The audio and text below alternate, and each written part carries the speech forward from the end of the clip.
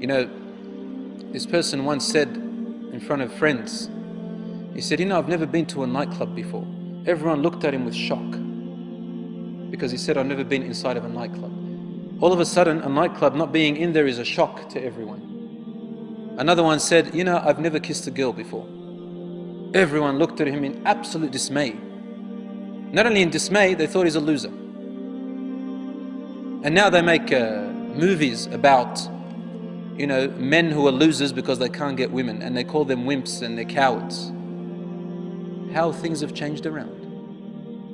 Where women have lost their absolute value, men have lost their value, and this type of behavior is considered to be noble and courageous. Allahu Akbar. You're a warrior, you're a hero if you can serve your lusts and temptations. And then you have issues of rape and crime, and then you've got laws, especially in Western countries, that can't even solve anything. Just the other day I read in the paper about a man who was convicted in the court of law in Sweden. He was convicted of rape. You know what kind of rape? It says that the woman, she agreed to have intercourse with him. But, excuse me for the expression, he used some kind of contraception, I don't want to say its name, and the contraception broke. Based on that, she won in the court by claiming rape, even with her consent. So now their own laws can't even solve their own problems. They bring more laws that bring more problems for them. And Allah says in the Quran, والله يريد أن يتوب عليكم ويريد الذين يتبعون الشهوات أن تميلوا ميلا عظيما يريد الله أن يخفف عنكم وخلق الإنسان ضعيفا. Those who follow their own lusts and temptations, they want to lead you astray, away very far. Allah wants to lessen the burden off your shoulders. He doesn't want you to fall into harm. He doesn't want you to fall into predicaments where you can't climb out of. يُرِيدُ اللَّهُ أَن يُخَفِّفَ عَنْكُمْ. These laws in our deen are only there to protect you. They are not there to cause you harm or restrict you, ya akhi. They are there to protect you because there's so much harm out there. وَخُلِقَ الْإِنسَانُ ضَعِيفًا. Allah also tells us, follow my laws because you're weak. You're weak. Pass them and follow my guidance. I'm there for you. Like what your father and mother do. To keep you away from fire, keep you away from harm. They restrict you and place boundaries around you. We need boundaries from Allah, otherwise we fall into harm. And then there's AIDS, and there's HIV, and there is unwanted pregnancies by girls who are only 13 years old. 13, 12. 12, 13. And what happens to the child? They put up for adoption. The child grows up without a father or mother. What oppression! What oppression! Only to repeat the same thing again and again.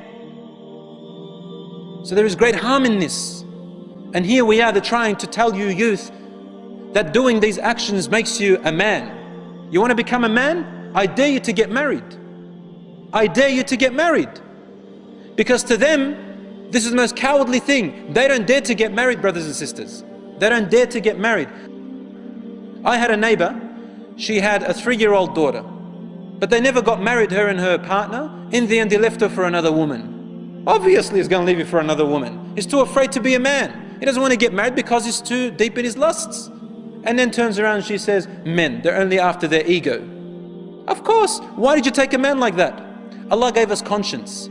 Allah gave us guidance in our brains to think with. And so Allah forbids us from these things because not to bring us harm. And you know what's sad? Unfortunately, 80% of the time, majority of the time, women are the victims. Women are the victims in this situation. So you can see it's reversed now. What does the man want? The man wants to use and abuse the woman. Use and abuse the woman. And you know what? If these young girls were able to look inside and read what's in the mind of young men these days, wallah, I don't think any of them will even hang around as much as 10 kilometers away from a man, close to a man. They wouldn't want to.